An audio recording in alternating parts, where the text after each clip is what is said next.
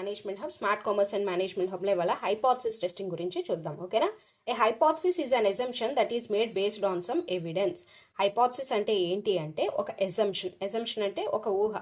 అంటే ఇది నిజం, ఇంకా నిజం అవ్వలేదు. ఓకేనా? ఫర్ ఎగ్జాంపుల్, ఒక కంపెనీ ఉంది. ఒక కంపెనీ తన బ్యాటరీస్ని రిలీజ్ చేద్దాం అనుకుంది. ఓకేనా?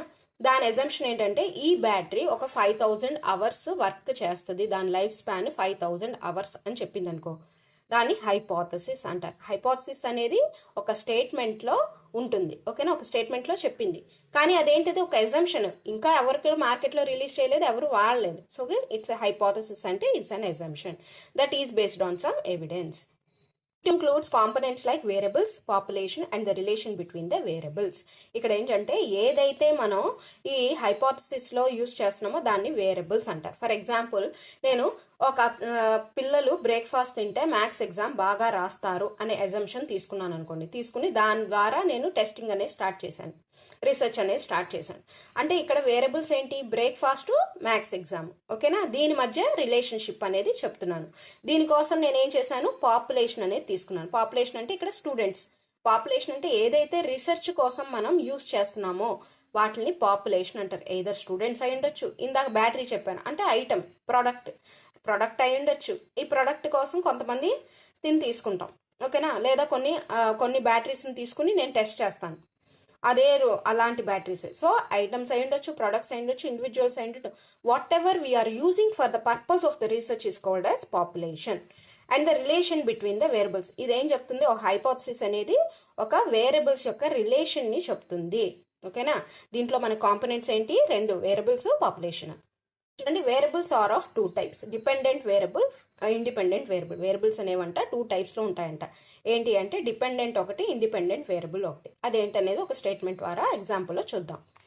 Example, students who eat breakfast will perform maths exam well than other students who do not eat breakfast. ఇక్కడ ఏం చెప్తున్నాడు? ఎవరైతే బ్రేక్ఫాస్ట్ తిన్నారో వాళ్ళు మ్యాథ్స్ ఎగ్జామ్ బాగా పర్ఫామ్ చేస్తారు దాన్ ఎవరికంటే అంటే ఎవరైతే బ్రేక్ఫాస్ట్ తినలేదో అని చెప్పారు.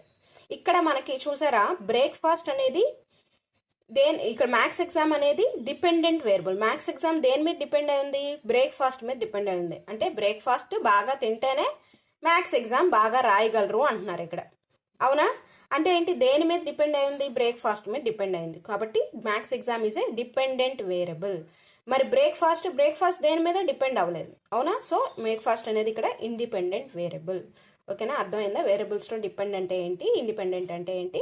నెక్స్ట్ది, హైపోథసిస్ ఈజ్ ఆఫ్ 2 టైప్స్. ఈ హైపోథసిస్ అనేది 2 టైప్స్ లో ఉంటుంది. ఫస్ట్ది null hypothesis, alternative hypothesis.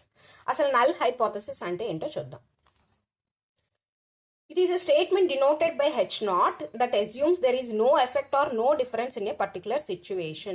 Null hypothesis అంటే ఏంటంటే ఏదైతే మనం అస్యూమ్ చేసుకుంటున్నామో there is no difference in a particular situation. అంటే ఏంటంటే ఫర్ ఎగ్జాంపుల్, ఇక్కడ బ్రేక్ఫాస్ట్ తినే స్టూడెంట్స్ ఉన్నారా అనుకున్నాను. నేనేం చెప్పాను? స్టూడెంట్స్ నేను ఒక స్టేట్మెంట్ ఇచ్చాను ఏంటంటే there is no difference between the students who are eating breakfast or not, they are writing exam, maths exam very well అని ఇచ్చేసాను. అంటే ఏంటి?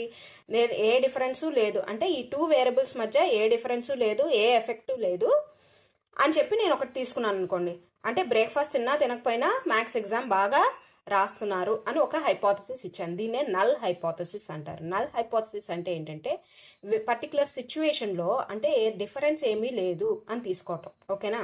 ఎయిదర్ ఆర్ ఎల్స్ ప్రీవియస్ ఏదో స్టడీస్ ఉన్నాయి, ప్రీవియస్గా ఎవరో స్టడీ చేశారు ఏంటి అంటే బ్రేక్ఫాస్ట్ తినటం వల్ల మ్యాథ్స్ ఎగ్జామ్ బాగా రాస్తారని ఏమీ లేదు అని చెప్పి ఒకటి ఉన్నారు. నేను యాజ్ ఇట్ ఈజ్గా తీసుకున్నాను. ఓకేనా? దాంట్లో ఏ డిఫరెన్స్ లేకుండా తీసుకున్నాను. దాన్ని నల్ హైపోథసిస్ అంటారు. అంటే no effect or no difference. ఇక్కడ మనం ఏం డిఫరెన్స్ అనేది చూపించట్లేదు ఒక హైపోథసిస్. ఓకేనా? As it is తీసేసుకుంటున్నాం.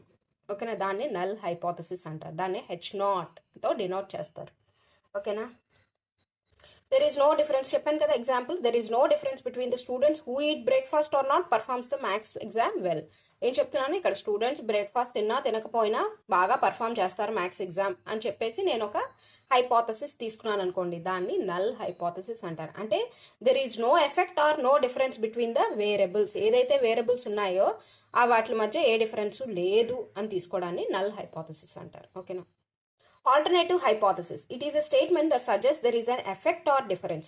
It is what researcher hope to support their data analysis. అంటే ఏంటంటే ఏదైతే ప్రీవియస్ గా చేశారో దానికి డిఫరెంట్గా మనం చేస్తాం. అంటే ఇక్కడ వాళ్ళు ఏం తీసుకున్నారు, బ్రేక్ఫాస్ట్లో తిన్నా తినకపోయినా మ్యాథ్స్ ఎగ్జామ్ బాగానే రాస్తారు కాదు. నేనేం చెప్పాను, లేదు బ్రేక్ఫాస్ట్ తిన్న వాళ్ళే మ్యాథ్స్ ఎగ్జామ్ బాగా రాస్తారు బ్రేక్ఫాస్ట్ తినని వాళ్ళకన్నా అని ఒకటి తీసుకున్నాను. అంటే what ever the null hypothesis కి ఆపోజిట్ గా తీసుకునేదాన్ని ఆల్టర్నేటివ్ హైపోథసిస్. ఆల్టర్నేటివ్ అంటేనే ఆపోజిట్ కదండి, సో ఆపోజిట్ గా తీసుకునేదాన్ని ఆల్టర్నేటివ్ హైపోథసిస్ అంటారు. మీరు ఎక్కడ కన్ఫ్యూజ్ అవ్వకండి.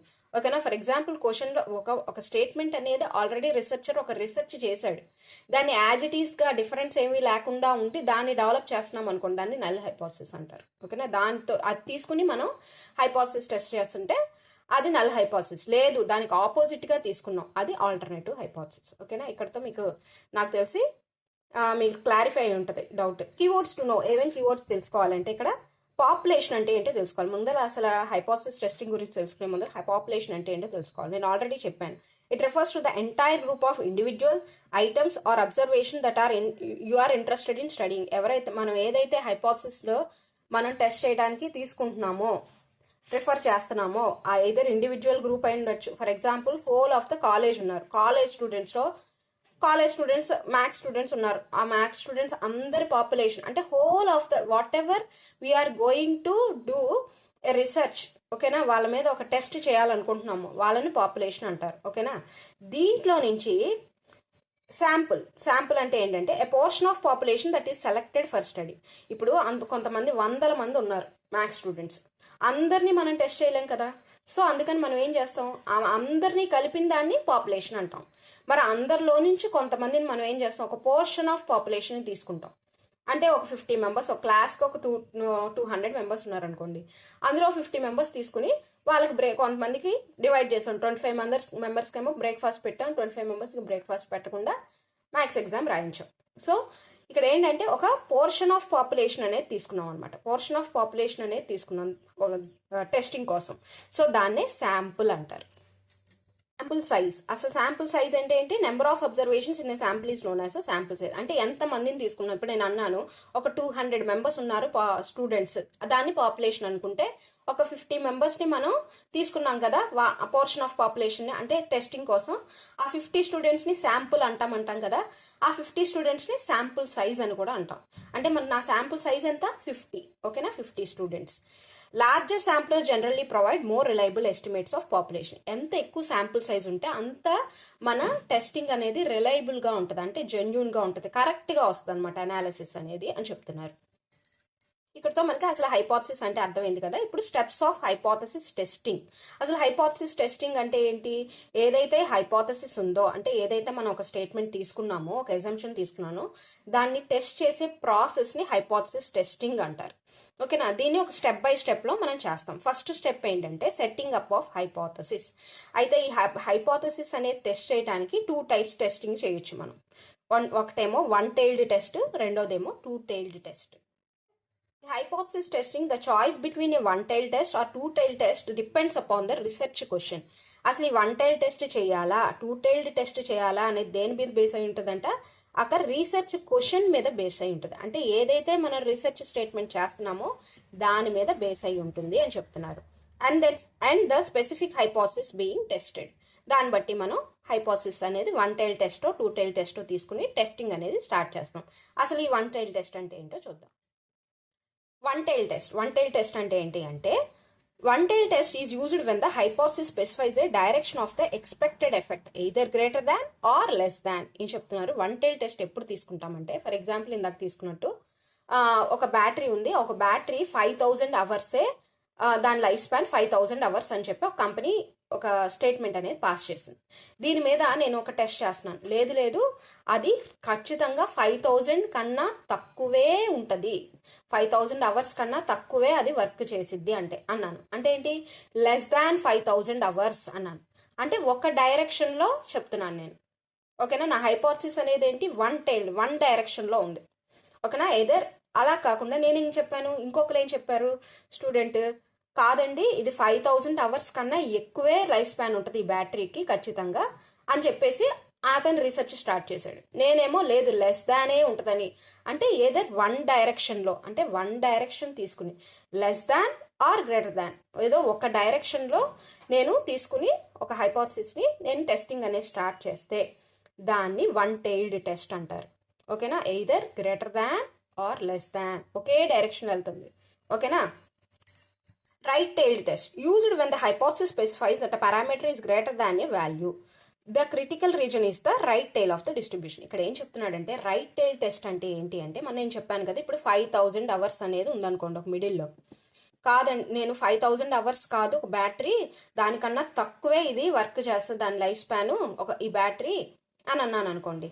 ఓకేనా, అలా కాదు ఇంకొక దాన్ని ఏమన్నాడు, గ్రేటర్ దాన్, కాదండి 5000 అవర్స్ కన్నా ఎక్కువే వర్క్ చేస్తుంది గ్యారంటీ అన్నాడు అనుకోండి.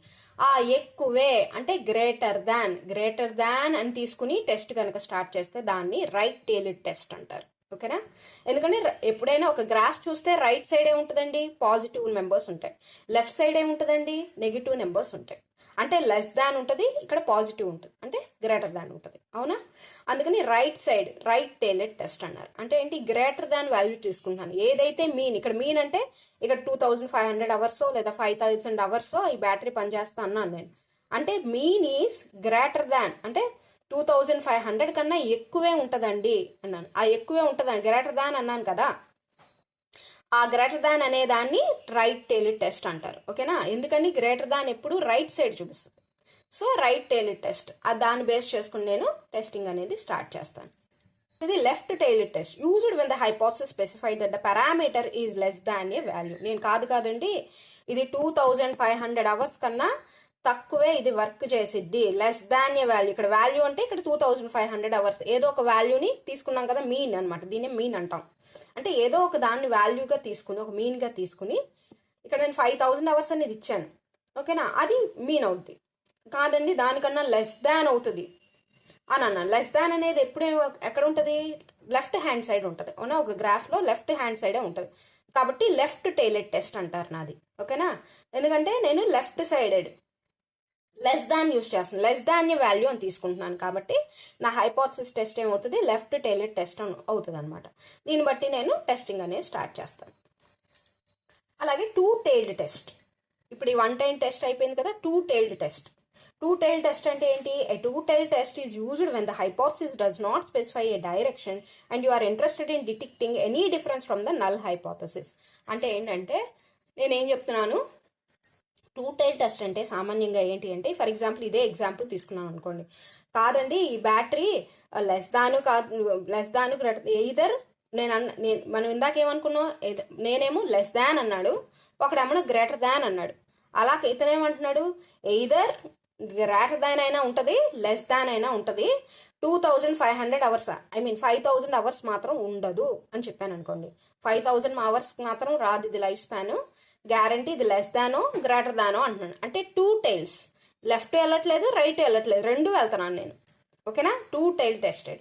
టూ టైల్ టెస్ట్ అంటే ఏంటి, టూ సిగ్నిఫికెంట్ నేను వేస్ని ఎంచుకుంటున్నాను. ఏంటవి డిఫరెన్సెస్ చెప్తున్నాను. ఏంటంటే ఇటు లెఫ్ట్ అయి ఉండొచ్చు, రైట్ అయి ఉండొచ్చు, ఒక స్పెసిఫిక్గా ఒక డైరెక్షన్ అనేది ఉండదు అన్ని టూ టైల్ టెస్ట్లో. ఓకేనా, అది అంటే మెయిన్గా మనం ఏం చేస్తాం, నల్ హైపోథసిస్ నుంచి ఓకే ఈ నల్ హైపోథసిస్ని రిజెక్ట్ చేయడానికి ట్రై చేస్తూ ఉంటాం అనమాట. ఇక్కడ ఫర్ ఎగ్జాంపుల్ హైపోథసిస్ ఏం చెప్తుంది, ఓన్లీ 2500 అవర్సే ఈ బ్యాటరీ వర్క్ చేసిద్ది అని చెప్పాను అనుకోండి. వెంటనే నేనేమన్నాను, కాదు 2500 అవర్స్ మాత్రం వర్క్ చేయదు ఈ బ్యాటరీ, ఎయిదర్ తక్కువైనా వర్క్ చేస్తుంది, ఎక్కువైనా వర్క్ చేస్తుంది అని చెప్పి రీసెర్చ్ స్టార్ట్ చేశాను. అంటే టూ టైల్ టెస్ట్లో అనేది ఒక వన్ డైరెక్షన్ అనేది ఉండదు. ఓకేనా, ఇక్కడికి అర్థమైందా.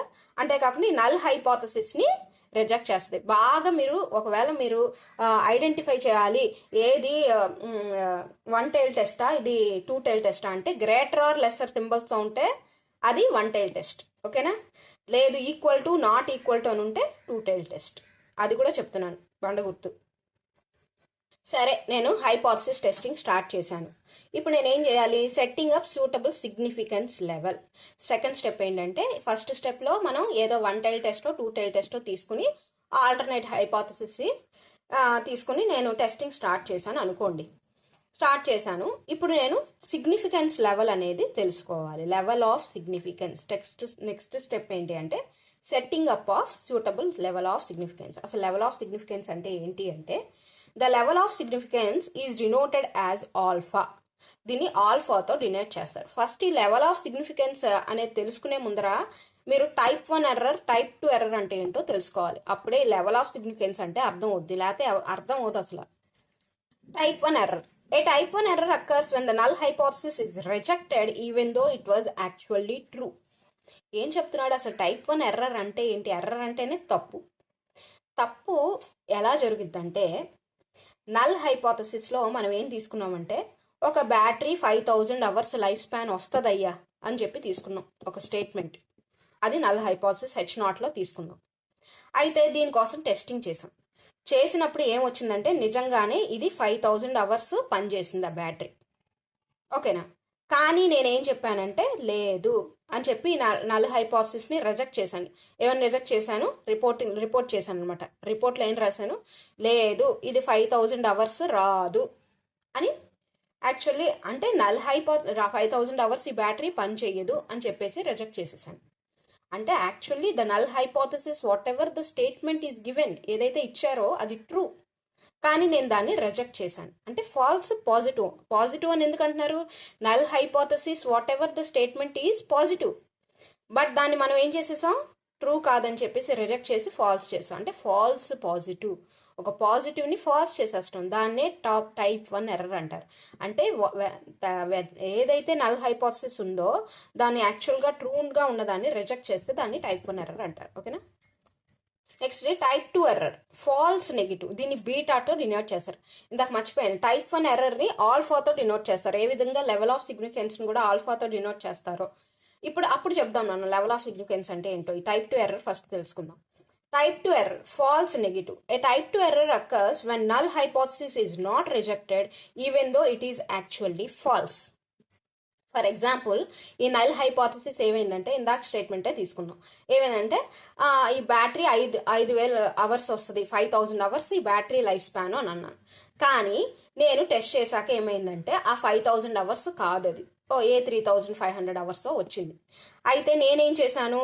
కాదు, ఈ కరెక్టే, ఈ నల్ హైపోథసిస్లో చెప్పింది కరెక్టే, 5000 hours వస్తుంది బ్యాటరీ అని చెప్పేసి నేను రిజెక్ట్ చేయలే.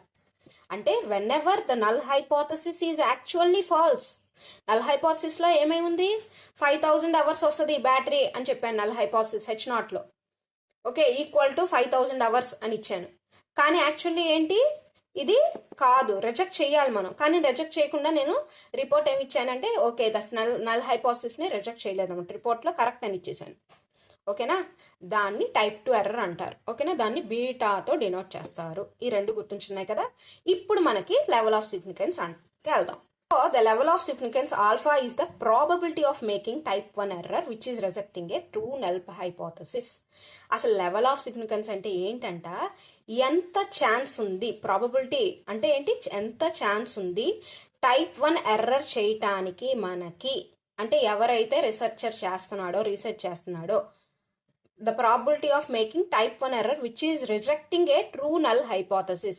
ఏదైతే నిజంగా హైపోథసిస్ కరెక్టో, అవునా, దాన్ని రిజెక్ట్ చేయడమే టైప్ 1 ఎర్రర్. మనం చెప్పుకున్నాం కదా, ఏదైతే నల్ హైపోథసిస్ యాక్చువల్లీ కరెక్ట్, దాన్ని రిజెక్ట్ చేయడాన్ని టైప్ 1 ఎర్రర్ అంటారు. ఈ టైప్ 1 ఎర్రర్ రావటానికి ఎంత ఛాన్స్ ఉంది అని చెప్పడమే లెవెల్ ఆఫ్ సిగ్నిఫికెన్స్. దీన్ని ఎయిదర్ 5%, ఇప్పుడు చూద్దాం. నెక్స్ట్ లెవెల్ ఆఫ్ సిగ్నిఫికెన్స్లో మనకి పర్సంటేజెస్లో చెప్తాం, 5%, 1%, 10% అని. అంటే ఏంటి? 5% ఛాన్స్ ఉంది టైప్ 1 ఎర్రర్ అవ్వటానికి, ఓకే. అంటే ఏంటంటే నేను నల్ హైపోథసిస్ ట్రూ అయినా 5% ఛాన్స్ ఉంది నేను రిజెక్ట్ చేసే ఛాన్స్. అంటే 95% నేను కరెక్ట్గా చెప్తున్నట్టే, నేను ఎర్రర్ చేయను అని చెప్తున్నాను. లేదు 1% అంటే 99% నేను చెప్పేది కరెక్టే, నేను టైప్ 1 ఎర్రర్ చెయ్యను అని చెప్తున్నాను. లేదు 10% అంటే 90% నేను ఏదైతే స్టేట్మెంట్ చేస్తున్నానో అది కరెక్టే, 10% టైప్ 1 ఎర్రర్ అయ్యే ఛాన్స్ ఉంది అని చెప్తున్నాం. అంటే లెవెల్ ఆఫ్ సిగ్నిఫికెన్స్ అంటే ఏంటంటే వాట్ ఈస్ ద ప్రాబబిలిటీ అంటే chance of happening type 1 error అని చెప్పి అంటారనమాట. ఓకేనా, ఇది setting up of level of significance అంటే. అందుకే type 1 error, type 2 error first చెప్పాను. ఈ వీడియో కనుక మీకు నచ్చితే దయచేసి లైక్ చేయండి, షేర్ చేయండి, సబ్స్క్రైబ్ చేయండి. దీని కంటిన్యూషన్ పార్ట్ త్వరలోనే చెప్పుకుందాం. ఓకేనా, థ్యాంక్ యూ.